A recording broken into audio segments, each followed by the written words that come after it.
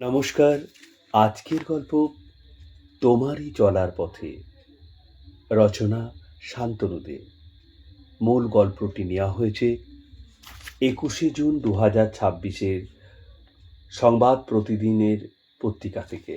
শুরু হচ্ছে আজকের গল্প তোমারই চলার পথে। ওই পালকিতে বউ চলে যায়, হায় রে শরমে মন ভরে যায়। কৃষ্ণনগর স্টেশনের ১ নম্বর প্ল্যাটফর্মের টিকিট কাউন্টারের সামনে হারমোনিয়াম বাজিয়ে গান গাইছেন আশাদি। ঢোল বাজিয়ে সঙ্গত করছেন তার কর্তা। এই আশাদির আসল নাম জানেন না অনেকেই।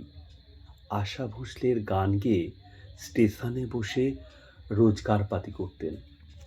সময়টা ৯-এর দশক। যারা সেই সময় ডেলি প্যাসেঞ্জারি করতেন প্রায় প্রত্যেকেই এই দৃশ্য খেয়াল করেছেন। আশাদি গান ধরেছেন, এমন মধুর সন্ধ্যায় একাকী থাকা যায়। এই গান গেয়ে শেষ করতেন সেদিনের মতো। লালগোলা প্যাসেঞ্জার ঢুকছে স্টেশনে। ১ নম্বর প্ল্যাটফর্ম পেরোনোর সময় লোকজন একবারের জন্য দাঁড়িয়ে কিছুক্ষণ তার গান শুনে তবে যেত। শাঁকা সিঁদুর, ফুলছাপ শাড়ি পরা এক মহিলা পাশের গ্রাম থেকে এসে এভাবে প্ল্যাটফর্মে আসর মাতিয়ে যেতেন সেকালে। হারমোনিয়ামের ওপর রাখা থাকতো তার একটা ছোট্ট গানের খাতা, ছোট ছোট করে লেখা আশা ভোঁসলের বাংলা পছন্দের গান। তাতে আবার লাল কালি দিয়ে দাগ দেওয়া কিছু কিছু গান।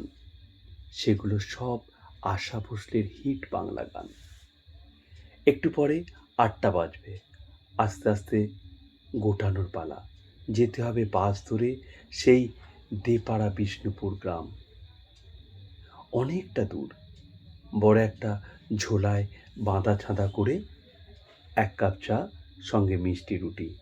আশাদির বাড়িতে ২টো বাচ্চা, লেখাপড়া করে সংসার চলে এই গান গেয়েই।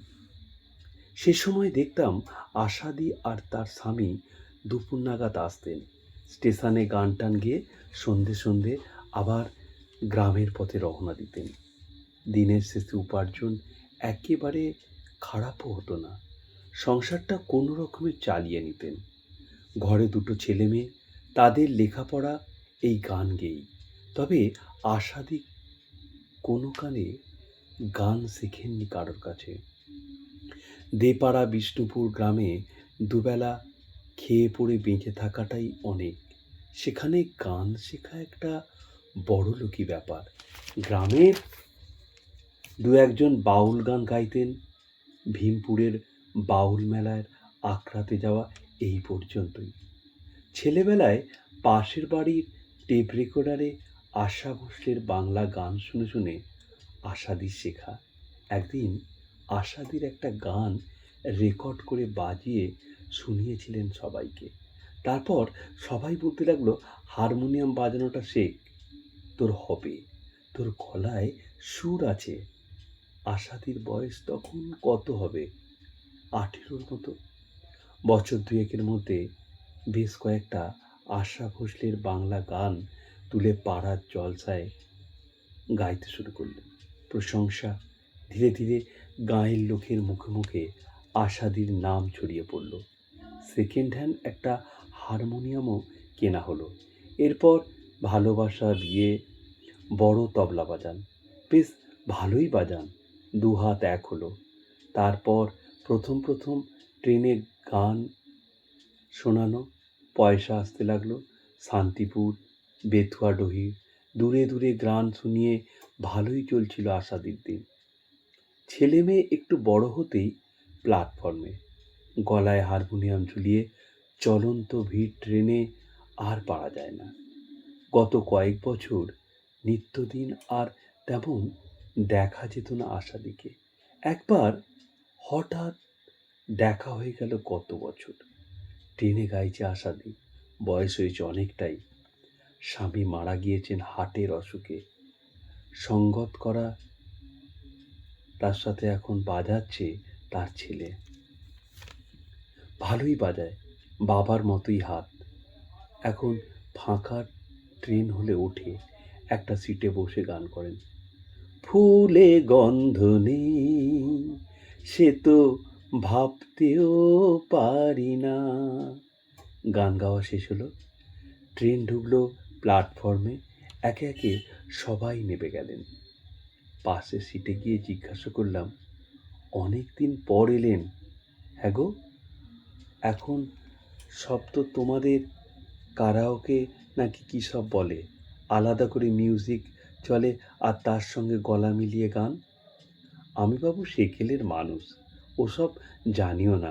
এই হারমোনিয়াম বাজিয়ে আর ঢোল পিটিয়ে যা এতকাল ধরে গেয়ে আসছি, আর যে কদিন শরীর দেবে ততদিনই গাইব। একটা অভ্যাস হয়ে গিয়েছে বুঝলে। কর্তা চলে যাওয়ার পর 1 বছর বেরোয়নি। ভালো লাগতো না। ছেলেটিকে ওর বাবাই বাজানো শিখিয়েছে। তা একদিন বলল, মা যাবে আবার? আমি জিজ্ঞাসা করলাম, তুই পারবি? ও বলল, চলোই না। তারপর এই তো আসছি। তবে সব দিন আর আসি না।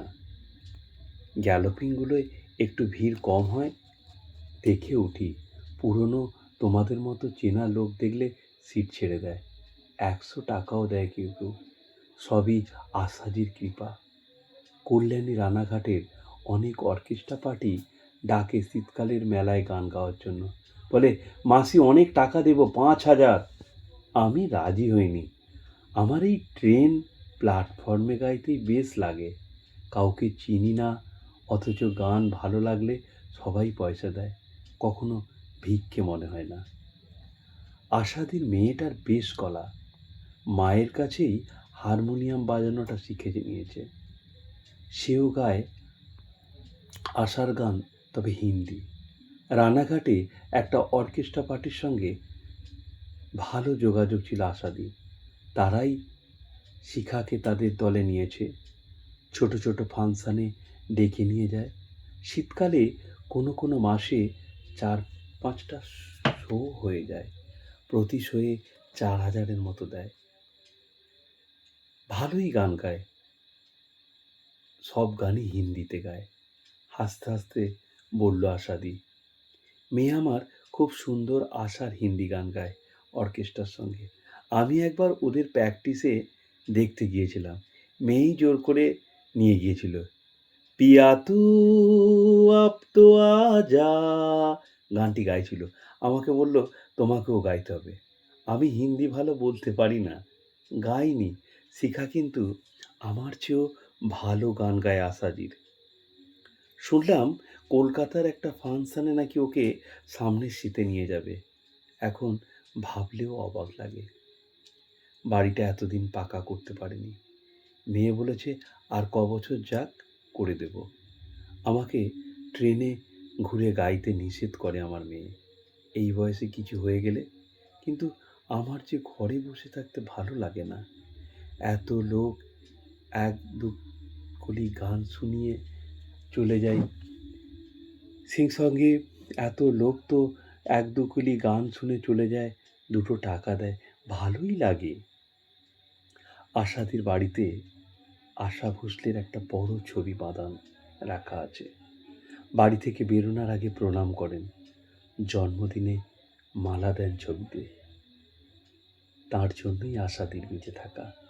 তার গান গেয়ে ছেলে মেয়েকে মানুষ করা, সংসার চালানো সবই হয়েছে।